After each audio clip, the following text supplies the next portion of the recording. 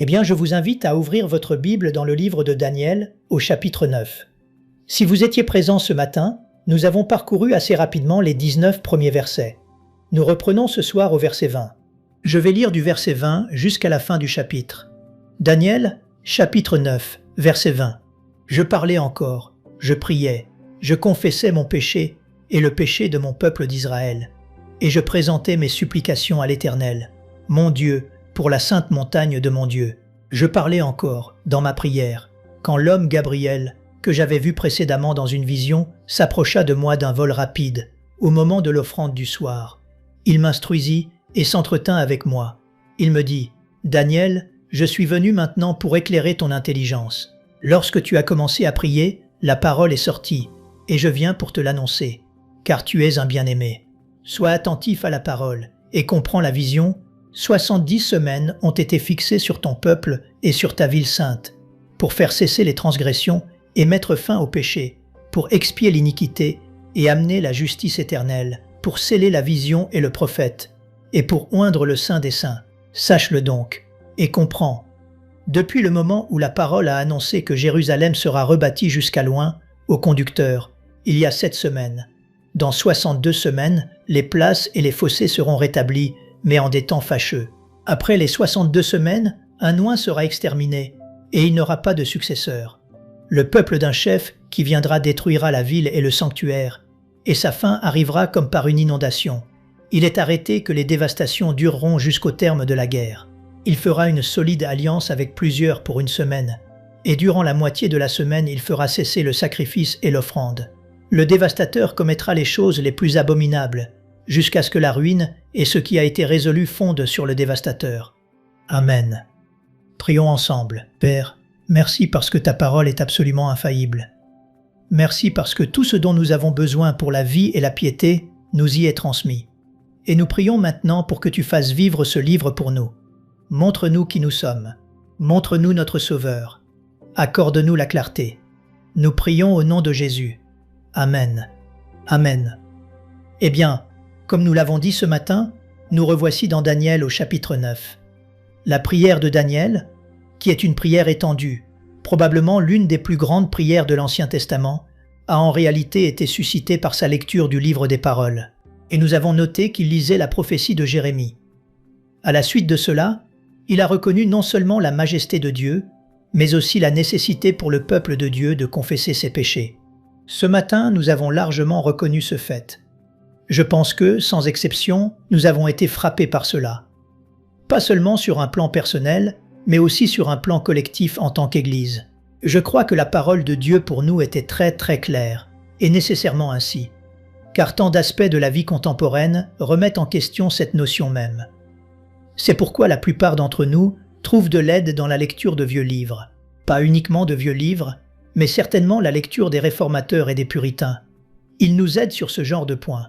Les réformateurs parlaient de l'importance de la repentance quotidienne, et les puritains affirmaient en fait que la maturité chrétienne s'exprimait par un cœur perpétuellement brisé, ce qui bien sûr ne semble plus très correct à notre époque. Mais encore une fois, je vous encourage, lorsque vous allez à la librairie, à ne pas chercher seulement les nouveautés, mais aussi quelques ouvrages anciens. Si vous tombez par hasard sur Calvin, vous verrez qu'il dit des choses similaires. Par exemple, lorsqu'il commente l'oraison dominicale et la phrase « Pardonne-nous nos offenses », il écrit ceci. « Pour qui Christ a-t-il voulu que cette demande soit faite? Assurément pour tous ses disciples. Si quelqu'un pense qu'il n'a pas besoin de cette forme de prière et de confession de péché, qu'il quitte l'école de Christ et entre dans un troupeau de pourceaux. » Eh bien, merci d'avoir été si clair, Jean. Je pense que nous avons parfaitement compris. Daniel a confessé, comme nous l'avons vu, les péchés qui avaient causé la désolation de la ville et du temple. Il reconnaît qu'il est un individu, mais qu'il fait partie d'un ensemble plus vaste. De la même manière, à ce stade de l'histoire, nous faisons partie de la représentation plus large de l'Église dans notre monde, et certainement dans notre culture. Je pense qu'il vaut la peine de se demander lequel d'entre nous est prêt à confesser les péchés de notre Église contemporaine et nos propres domaines de négligence. Pensez à l'Amérique ce soir ou à l'Amérique du Nord. Nous avons aussi des Canadiens avec nous. Je vous demande pardon. Alors que nous pensons à l'Amérique du Nord ce soir, et que nous y pensons à travers le prisme de l'histoire lue ou vécue, N'est-il pas vrai que nous devrions déplorer le fait que de nombreux bâtiments portant le nom de Christ sont en ce moment sombres, sinon entièrement vides, que les professions de repentance envers Dieu et de confession de péché sont de plus en plus englouties par un anthropocentrisme, tant dans la prédication que dans la prière et le chant. Et si Daniel a eu l'occasion de s'arrêter au milieu de sa journée pour confesser la situation du peuple de Dieu en 600 avant Jésus-Christ, il nous incombe certainement de prendre cette responsabilité, non pas de manière morbide, mais de manière réaliste, afin de prier pour que Dieu intervienne comme il l'a fait à cette époque. Maintenant, l'urgence de l'appel de Daniel, et c'était un appel urgent, est plus que compensée, comme nous l'avons vu, par l'immédiateté de la réponse de Dieu. Verset 20. « Je parlais encore et je priais. » À nouveau, au verset 21, « Je parlais encore dans ma prière. » C'est un point intéressant, et nous n'allons pas nous y attarder, mais c'est presque comme s'il n'avait jamais réussi à faire sortir sa prière de ses lèvres ou de son cœur avant que la réponse ne lui soit expédiée. C'est un rappel que Dieu entend la prière immédiatement. Il répond en son temps et à sa manière. Mais il n'est pas possible de dire que Daniel a causé cela par sa prière, tout comme il n'est pas possible de dire que les événements se sont déroulés en l'absence de la prière de Daniel. Alors qu'il parlait encore, il a reconnu ce que dit le prophète. « Avant qu'ils m'invoquent, je répondrai. Avant qu'ils aient cessé de parler, j'exaucerai. » Il connaissait le psaume 139. « La parole n'est pas sur ma langue, que déjà, ô Éternel, tu la connais entièrement. » Et une met. C'est à la lumière de cela que Dieu dépêche son messager Gabriel, que nous avons déjà rencontré au chapitre 8. « J'entendis la voix d'un homme, il cria et dit, « Gabriel, explique-lui la vision. » Le voici donc à nouveau. Il est l'un des puissants de Dieu, envoyé pour exécuter ses ordres. À une autre occasion, nous réfléchirons à la nature de l'activité angélique, non seulement telle qu'elle est rapportée dans la Bible, mais telle qu'elle est vécue dans notre monde. Et Gabriel est envoyé pour une visite éclair. En fait, le verset 21 dit « S'approcha de moi d'un vol rapide ». D'un vol rapide pour informer Daniel qu'au commencement de sa supplication, sa parole a été entendue, pour lui dire qu'il est venu pour lui donner de l'intelligence et de la compréhension.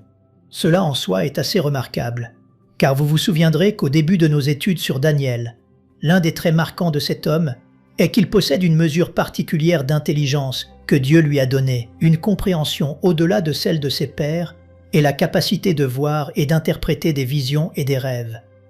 Mais je suppose qu'on n'a jamais assez d'intelligence. Gabriel dit donc « Je suis venu ». Et Dieu dit « Tu vas en avoir un peu plus ». Vous remarquerez aussi, si le texte est ouvert devant vous, que le don de l'intelligence n'annule pas la nécessité de l'engagement et de la réflexion de Daniel. C'est la phrase finale du verset 23. Gabriel dit « Sois attentif à la parole et comprends la vision ». L'effort de Daniel et l'habilitation de Dieu travaillent de concert. Ce n'est pas unique à ce livre. Souvenez-vous, quand nous avons étudié la deuxième épître à Timothée, Paul dit à Timothée « Comprends ce que je dis, car le Seigneur te donnera de l'intelligence en toutes choses. » C'est le Seigneur qui donne l'intelligence. C'est Timothée qui doit réfléchir. C'est Dieu qui envoie la compréhension et la sagesse. C'est la responsabilité de Daniel d'y prêter attention. Ainsi, pour résumer cette petite section, la visite de Gabriel transmet au moins ces trois choses. Premièrement, il vient dire à Daniel « Dieu t'entend ». Deuxièmement, « Dieu m'a envoyé ». C'est la signification de sa phrase. « Je suis venu maintenant pour éclairer ton intelligence ». Venu d'où? Venu de la présence de Dieu. Venu du conseil de Dieu si vous voulez. Venu de la compagnie des puissants qui exécutent les ordres de Dieu. Je suis venu vers toi. Et troisièmement, je suis ici pour te dire que tu es un bien-aimé, tu es grandement aimé. Si l'on y réfléchit dans le panorama de tout ce contexte, c'est assez remarquable, n'est-ce pas? Daniel, je sais que tu as eu la vie dure avec la fosse au lion et tout ce que tu as traversé. Mais je suis ici pour te dire que Dieu t'aime vraiment, vraiment beaucoup. Il aime le monde entier, mais il t'aime, toi. Vous savez, c'est vrai pour chaque enfant de Dieu. Vous êtes réellement aimé. Vous ne vous sentez peut-être pas aimé par les gens qui vous entourent. Vous avez peut-être l'impression d'être méprisé par votre entourage, au travail ou à la maison. Mais la parole de Dieu est qu'il vous aime. Le Fils de Dieu m'a aimé. Dieu m'a aimé. Il s'est donné lui-même pour moi. Ce qu'il y a de merveilleux, et c'est juste cette petite note à la fin du verset 21, c'est que l'on réalise à quel point Daniel est l'incarnation de celui sur qui Dieu porte son regard. Souvenez-vous d'Ésaïe 66. « Voici sur qui je porterai mes regards, sur celui qui souffre et qui a l'esprit abattu, sur celui qui tremble à ma parole. » Daniel incarne cela. Ainsi, si l'on veut, la bénédiction du ciel est liée dans une certaine mesure à la vie que Daniel mène dans ce contexte. Et le fait même que Daniel rapporte que la visite éclair de Gabriel a eu lieu au moment de l'offrande du soir nous dit quelque chose sur Daniel. À quand remontait sa dernière participation à l'offrande du soir? Il n'y avait pas participé depuis qu'il avait été arraché de sa maison à Jérusalem. Il n'y avait plus eu d'offrande du soir. Il n'y avait plus de lieu où aller. Il vivait entièrement séparé de tout cela. Et pourtant Daniel dit que lorsque l'ange est venu, c'était vers 15 heures. Qu'est-ce que cela vous dit sur Daniel? Cela me dit ceci. Vous pouvez sortir Daniel de Jérusalem, mais vous ne pouvez pas sortir Jérusalem de Daniel. Sa vie vécue comme un étranger était calibrée par la réalité de tout ce qui était à lui en Dieu et avec Dieu dans la célébration du peuple de Dieu. Et c'est dans ce contexte que Daniel est alors appelé à la réflexion et à l'intelligence. Je suis sûr que Daniel ne l'aurait pas dit, mais si j'avais été à sa place, j'aurais dit à l'ange Gabriel après qu'il m'ait donné cela. Pourriez-vous attendre une minute parce que je ne suis pas sûr d'avoir compris du premier coup. Ou quand il a dit « Je suis ici pour éclairer ton intelligence et tu devrais simplement considérer ces choses. » J'aurais pu dire « C'est facile à dire pour toi. » Car ce qu'il transmet ensuite à Daniel est un passage remarquable, n'est-ce pas? Je veux dire, certains d'entre vous l'ont relu cet après-midi dans l'espoir de découvrir ce qu'il signifie. Alors, il est temps pour nous de descendre dans l'abîme. Nous y voici. Un commentateur dit que l'histoire de l'exégèse des 70 semaines est le marécage lugubre de l'étude de l'Ancien Testament. En fait, après avoir passé beaucoup de temps sur cette petite section, j'ai commencé à penser très différemment au nombre 70 quand les gens le mentionnent. Cela a pris une toute nouvelle dimension pour moi. Ces 70 me poursuivent depuis quelques jours maintenant. Ces versets 24 à 27, comme je l'ai dit ce matin, sont les plus difficiles de tout le texte. Les commentateurs s'accordent sur le fait qu'ils sont les plus difficiles de tout le texte. C'est d'ailleurs la seule chose sur laquelle les commentateurs s'accordent. Ils s'accordent pour dire que ces versets sont vraiment difficiles. En même temps, ils ne sont absolument pas d'accord sur la bonne manière de les comprendre. Et ayant traité cela pendant un temps considérable maintenant, j'ai découvert à ma grande surprise, et parfois à mon découragement, que je suis en désaccord avec l'interprétation de ces versets faite par mes amis les plus proches, que j'admire grandement. Ensuite, je suis encouragé par le fait que mes amis les plus proches sont en désaccord les uns avec les autres. Et enfin, j'ai réalisé que je suis en fait en désaccord avec moi-même. Je ne dis pas cela pour plaisanter. Je le dis pour être très honnête avec vous. Laissez-moi vous rappeler la confession de Westminster. Toutes les parties de la Bible ne sont pas également compréhensibles, dit la confession. Mais tout ce qui est nécessaire pour comprendre le salut est rendu parfaitement clair dans les Écritures. Ainsi, quand nous arrivons à un passage comme celui-ci, il serait relativement facile pour moi, mais laborieux et fastidieux pour vous. Et vraiment un exercice misérable pour moi, de commencer maintenant à énumérer pour vous la pléthore de façons dont cette section de l'Ancien Testament est comprise et expliquée. De nombreux commentaires, à leur honte, passent bien plus de temps sur ces 4 versets que sur les 23 premiers. Et beaucoup de gens accordent une telle importance à ces versets, que dès que vous dites ce que vous croyez à leur sujet, soit vous serez inclus dans leur testament, soit vous en serez retiré immédiatement. Maintenant, si vous y réfléchissez, c'est une façon très étrange de fonctionner. Mais vous me direz, « Eh bien, je ne suis pas si sûr que ce soit si fastidieux. Laissez-moi vous donner juste un petit aperçu de certains documents que je lisais cette semaine, où l'une des questions évidemment soulevées est « Que sont ces 7 ? S'agit-il de semaines de jours ou de semaines d'années? Et ces 7 et ce 70 doivent-ils être compris en termes symboliques ou en termes littéraux? C'est une question très importante. Et en fait, si vous voulez continuer, vous pouvez poser un certain nombre d'autres questions. Loin mentionné au verset 25, est-il le même que loin mentionné au verset 26? Et nous pourrions continuer ainsi tout au long du texte. Certaines personnes, pour aider, entrent dans de grands détails. C'est le genre d'endroit où j'ai fini par dire « Oh non, je ne veux plus faire ça ». Voici quelqu'un, dans une section de son commentaire intitulé « Faites le calcul ». Cette personne croit manifestement que l'on peut comprendre cela d'une manière très littéraliste. Alors je m'arrêterai dans un instant, mais laissez-moi vous en donner un aperçu. J'essaie donc de comprendre ceci. Du 1er de Nissan 444 avant Jésus-Christ au 1er de Nissan en l'an 33 après Jésus-Christ, il y a apparemment 476 ans de 365 jours, soit 173 740 jours. Du 4 mars au 29 mars, il y a 24 jours de plus. Si vous ajoutez à cela 116 jours pour les années bissextiles, le nombre total de jours réels entre le décret de reconstruire Jérusalem et la mort de Christ est de 173 880 jours. Qui s'en soucie en ce moment, n'est-ce pas? D'accord. Mais attendez. Après cela vient un intervalle de temps indéfini. Une rupture dans la prophétie, selon qui? Jusqu'à la dernière semaine finale qui est décrite plus en détail dans le livre de l'Apocalypse. Gabriel a parlé de 69 semaines d'années, soit 483 ans. Notez bien ceci. En utilisant une année prophétique stylisée de 360 jours, cela donne 483 multiplié par 360, ce qui fait 173 880. Et devinez quoi? C'est le chiffre que nous cherchions. Maintenant, pensez-vous vraiment que ce passage de l'Écriture, qu'il serait venu un seul instant à l'esprit de Daniel de s'asseoir et d'essayer de faire ce genre de mécanisme algorithmique? Et à quel point pensez-vous qu'il aurait été doué pour cela? Parce que cela a été donné à Daniel. Cela a été donné à Daniel par la visite d'un ange volant pour qu'il comprenne. Pour qu'il comprenne et pour que nous, quand nous le lisons, nous comprenions aussi. Ralph Davis, qui est un de nos bons amis, fait cette observation pleine d'humour mais utile.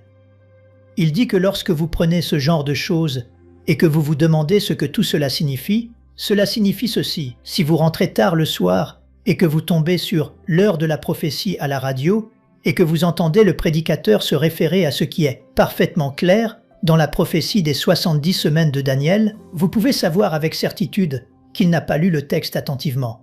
Car plus on s'y attarde, plus cela devient décourageant. C'est un passage bref et c'est un passage obscur. Par conséquent, quand nous abordons quelque chose comme cela, il est impératif que nous ne nous écartions pas de notre principe normal d'interprétation. Un principe fondamental est le suivant. Nous devrions comprendre et interpréter ce qui est obscur à la lumière de ce qui est clair, et non l'inverse. On ne commence pas par un petit passage obscur de la Bible ou d'un livre pour essayer ensuite de comprendre tout le livre à la lumière de ce petit passage. On prend ce passage dans le cadre global du livre, dans le cadre de la littérature apocalyptique, dans le contexte de la révélation de Dieu, et avec la conscience du fait que Dieu ne joue pas à cache-cache avec lui-même ou avec sa sagesse lorsqu'il nous donne sa parole. Car si les choses principales sont les choses claires, alors manifestement, dans ces versets, nous ne traitons pas des blocs fondateurs de la théologie biblique. Hélas, notre temps est écoulé. Donc, dans ce qui suit, je me réserve le droit de changer d'avis plus tard ce soir, et aussi souvent que nécessaire pour le reste de ma vie, jusqu'à ce que je règle enfin la question. Ce que je vais maintenant vous exposer en agacera certains, en décevra d'autres, en troublera beaucoup, et en encouragera peut-être quelques-uns. Souvenez-vous, c'est la parole de Dieu qui est absolument vraie, absolument suffisante et absolument juste, et non l'interprétation qu'en fait le prédicateur. C'est la parole de Dieu qui fait autorité. Et certaines parties de la parole de Dieu nous laissent la main sur la bouche. Notre refus de finir dans cette position en dit peut-être plus sur notre orgueil que sur notre désir de comprendre pleinement sa vérité. Daniel est donc informé que la période qui est en vue, 70 semaines, sont fixées sur ton peuple et sur ta ville, est de 70 semaines ou, littéralement, 70-7. Si vous voulez voir l'arrière-plan de cela, allez dans le Lévitique au chapitre 25. Même si les 70 ans de l'exil, comme nous l'avons vu ce matin, arrivent à leur terme, ils découvrent qu'il y a une période de 70-7 avant la fin de la fin. Et dans ce laps de temps dont on nous parle ici, le triomphe final du royaume de Dieu finira par émerger. Si vous regardez le verset 24, qui est manifestement la clé de tout ceci, il prépare tout ce qui suit, non seulement chronologiquement ou en termes de format de verset, mais aussi en termes de compréhension. 70 semaines sont fixées sur ton peuple et sur ta ville sainte pour « et 6 choses nous sont dites ». Première chose, la transgression cessera. Deuxièmement, on mettra fin au péché. Troisièmement, l'iniquité sera expiée ou une réconciliation sera faite pour l'iniquité. Tout est dans le texte, laissez juste votre regard se poser dessus. Quatrièmement, la justice éternelle sera amenée. Cinquièmement, la vision et le prophète seront scellés. Et sixièmement, le Saint des Saints sera oint. On peut se demander s'il s'agit d'un lieu saint ou d'une personne sainte.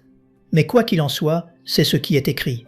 Maintenant, n'importe qui lisant ce verset avec un tant soit peu de compréhension du Nouveau Testament va dire quoi? Même votre fils ou votre fille de 10 ans, s'ils connaissent un peu la Bible et que vous leur lisez ce 24e verset, ils vous diront « ça doit parler de ce que Jésus fait. Ça doit parler de ce que Jésus fait. » Eh bien sûr que cela parle de ce que Jésus fait. La question que cela posait, quand l'a-t-il fait et que reste-t-il éventuellement à faire? Néanmoins, nous pouvons être absolument certains que cela pointe vers la personne et l'œuvre du Seigneur Jésus-Christ. En ce qui concerne l'accomplissement de tout cela, l'un de mes bons amis voit tout ce verset 24 comme accompli lors de la venue de Christ, sa mort, sa résurrection, son ascension, puis ultérieurement, lors des événements de l'an 70 après Jésus-Christ, avec la destruction du temple. Tout est donc bouclé là. Un autre, et je dis mes amis parce qu'ils sont mes amis et que je prête attention à eux. Un autre suggère que ce que nous avons ici n'est pas épuisé par ces événements historiques, bien qu'ils s'y réfèrent, mais que c'est en réalité une description de l'écrasement final de l'Antéchrist.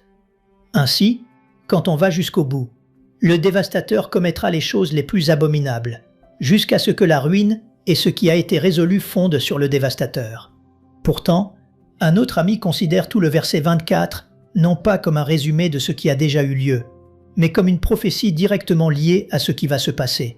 Ce sur quoi, si vous avez encore de la patience et du temps, nous pourrions revenir à la fin, ce qui est directement lié, dans l'esprit de cet ami, à la place d'Israël en tant que nation, à la reconstruction du temple et à tout ce qui va avec. Cet ami dit donc « Non, ton premier ami a tort. Tout n'a pas pu être réglé en l'an 70. Ton autre ami est un peu plus proche de la vérité car il y voit beaucoup de choses. Mais il en reste encore à venir. Mais s'il était vraiment un bon ami, il serait d'accord avec moi, dit un troisième ami. Et il reconnaîtrait que le verset 24 et les suivants ne sont pas un résumé mais une prophétie, et qu'elle doit encore se déployer. Eh bien vous direz, on se moque de vos amis, c'est vous qui êtes là, peu importe vos amis, vous auriez dû les amener et les laisser parler. Laissez-moi vous donner ma meilleure analyse. Je considère que ce que nous avons ici est en réalité un résumé de ce que Christ a accompli lors de sa venue.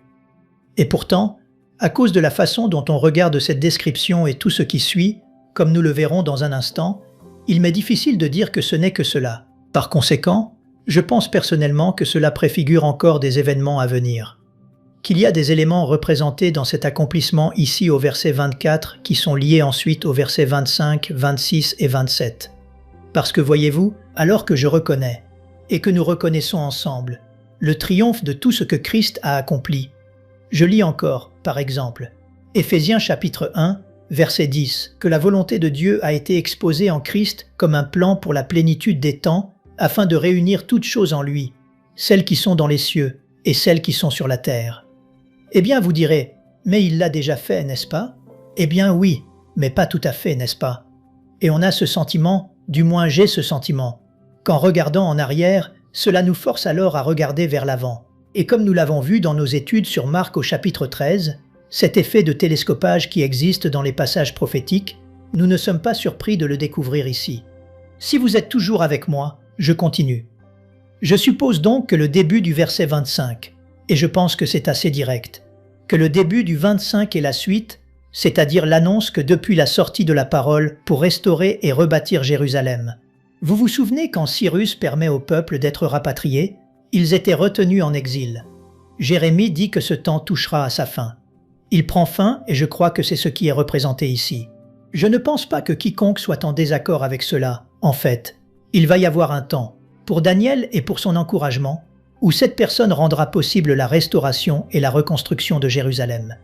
Je considère que cet oint, ce chef, est bien sûr Cyrus lui-même. Il est désigné comme l'oint dans les écrits prophétiques. Cela en soi serait un encouragement pour Daniel. Mais il faut ensuite passer aux 62 semaines.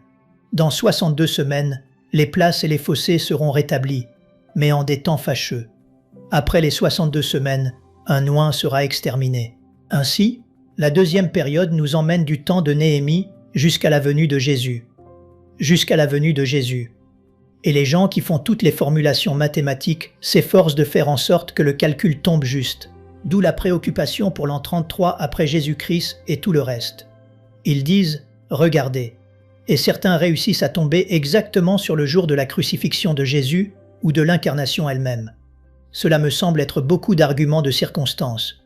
Néanmoins, ils soulignent que l'on considère cela en termes très littéraux ou que l'on considère cela comme une période de temps, comme une référence symbolique du temps, à la fin de celle-ci.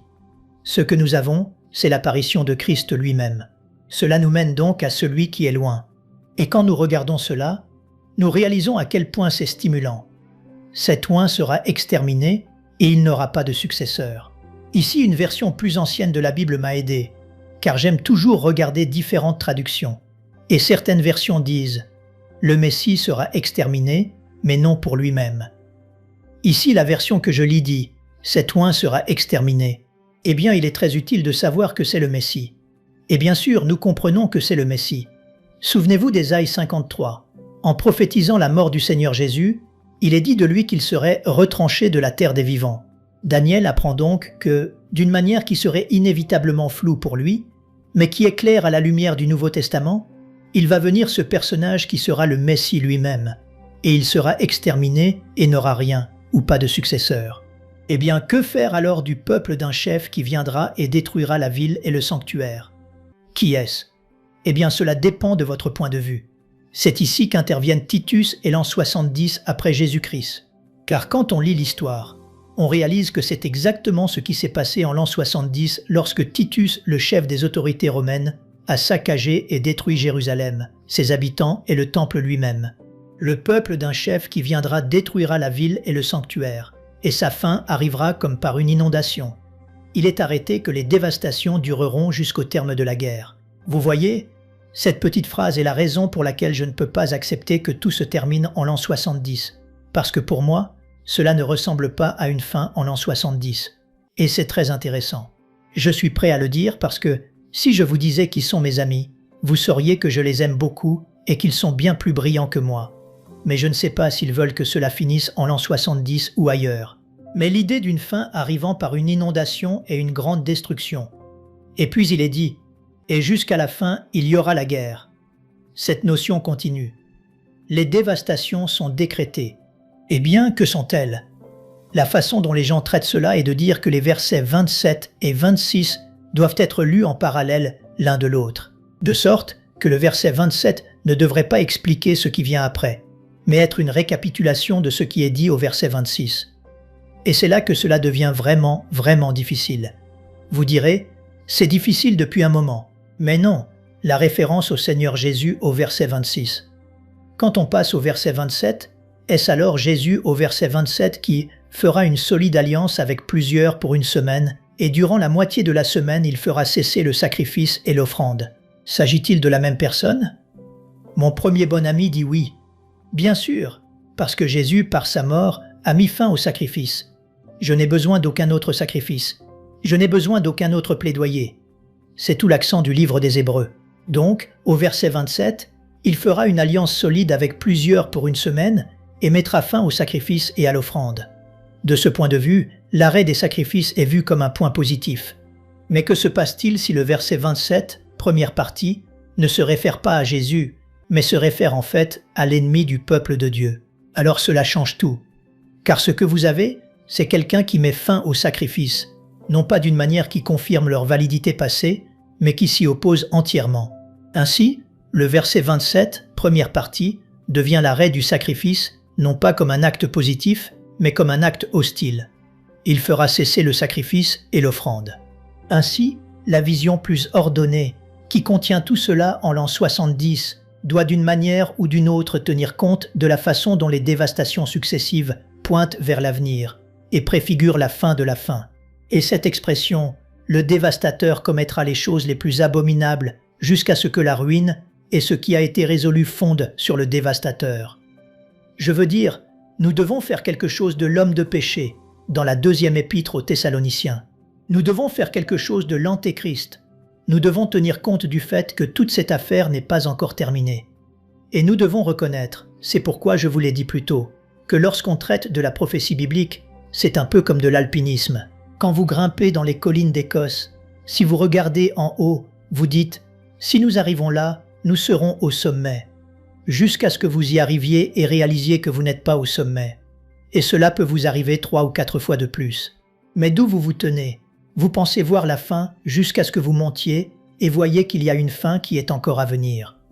Et je pense que dans ce passage, il y a plus de cela que certains ne sont prêts à le reconnaître.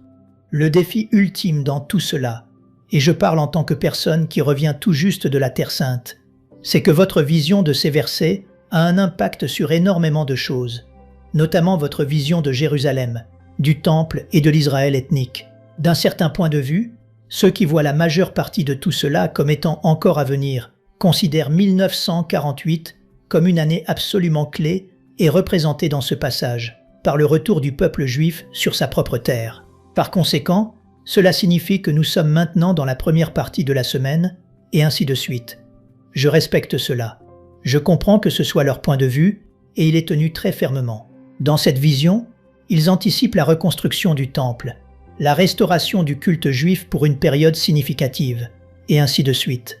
Le défi pour cette position, alors que je lis ma Bible, est celui-ci. Jésus s'est en fait considéré comme le remplaçant du temple. Que l'onction ultime du lieu saint est une onction qui a reposé sur le Saint lui-même. Et le vrai temple se trouve là où se trouve Jésus.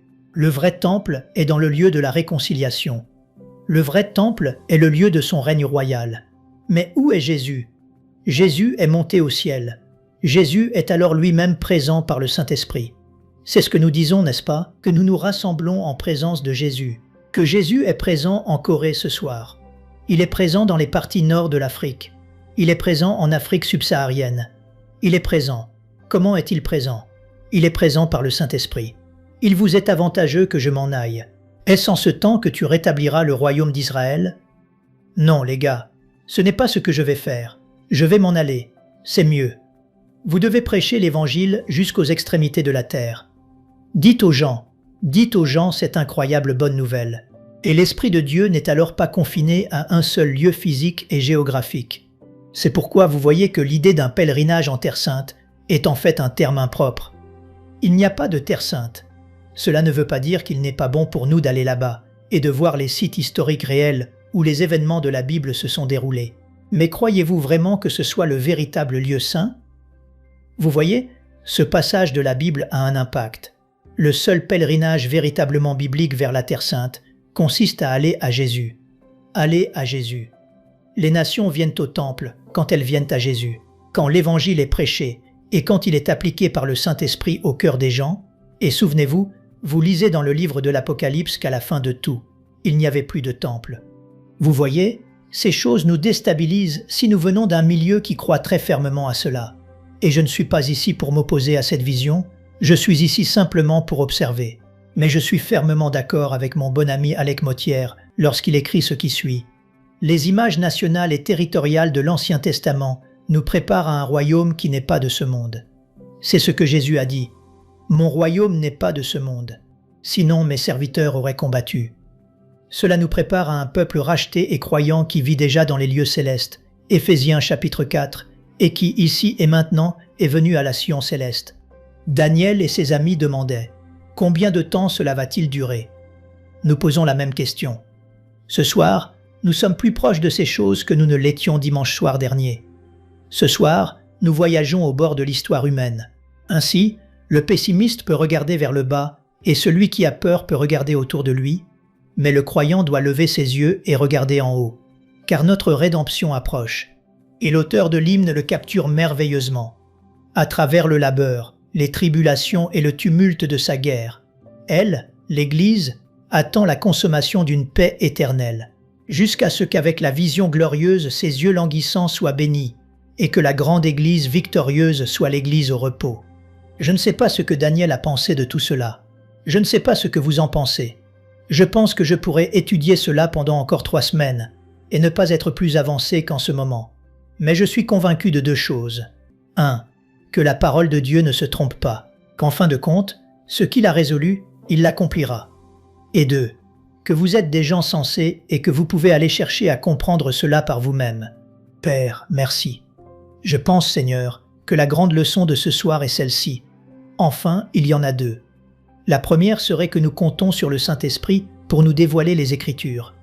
Nos meilleures tentatives révèlent le fait que nous voyons à travers un miroir de manière obscure, que lorsque nous rencontrons 400 interprétations différentes de quelque chose venant d'hommes bons que nous respectons, nous sommes justifiés de conclure que cela ne peut tout simplement pas être aussi clair que certains le suggèrent. Nous prions donc pour l'humilité du cœur et de l'esprit. Nous prions pour ne pas devenir incrédules. Nous ne voulons pas être comme les moqueurs dans la deuxième épître de Pierre qui disait « Où est la promesse de son avènement ? Car tout demeure comme dès le commencement. » Nous ne voulons même pas nous approcher de cela. Nous affirmons le fait, Seigneur Jésus-Christ, que tu es un roi monté au ciel, que tu es un Seigneur régnant, que tu viendras avec puissance et une grande gloire, et nous attendons ce jour. En attendant, Seigneur, aide-nous, à travers tout notre rôle dans ces 7, à avoir cette espérance en nous qui crée du zèle pour l'évangélisation et la pureté de vie. Et nous te remercions de pouvoir regarder tout en arrière à travers ces 2600 ans et de reconnaître que tu as été fidèle à ton peuple, tout comme tu es fidèle envers nous ce soir. Et nous détournons nos regards de nous-mêmes pour les porter sur toi, au nom de Jésus. Amen. Nous aimerions vous donner l'opportunité de faire de Jésus le Seigneur de votre vie. Voulez-vous bien prier avec moi? Dites Seigneur Jésus, je me repens de mes péchés. Viens dans mon cœur. Je fais de toi mon Seigneur et Sauveur. Et merci Seigneur pour le baptême du Saint-Esprit en moi. Dans le nom de Jésus. Par cette simple prière, nous croyons que le Saint-Esprit vous conduit sur le chemin de la nouvelle naissance. Allez dans une bonne église dont le fondement est la parole de Dieu, passez par les eaux du baptême et donnez à Dieu la première place. Nous espérons de tout cœur que ce message vous encouragera. Si vous connaissez quelqu'un qui puisse être encouragé, s'il vous plaît, envoyez-le lui pour nous aider à atteindre plus de gens et à propager l'Évangile. Édifions le corps de Christ ensemble. Appuyez sur la cloche des notifications et merci infiniment de nous soutenir en vous abonnant à notre chaîne. N'hésitez pas à laisser vos requêtes de prière dans la section des commentaires. Sachez que même si vous ne voyez pas de réponse à votre requête, que ce soit sur YouTube, email, Facebook ou sur Messenger, nous avons prié pour vous. Nous invitons humblement le corps de Christ à soutenir chaque requête en écrivant une prière dans la section commentaires. Tenez-vous ferme dans la foi avec nous pendant que nous prions. Que la grâce et la paix du Seigneur Jésus-Christ soient avec vous tous et qu'il vous bénisse merveilleusement.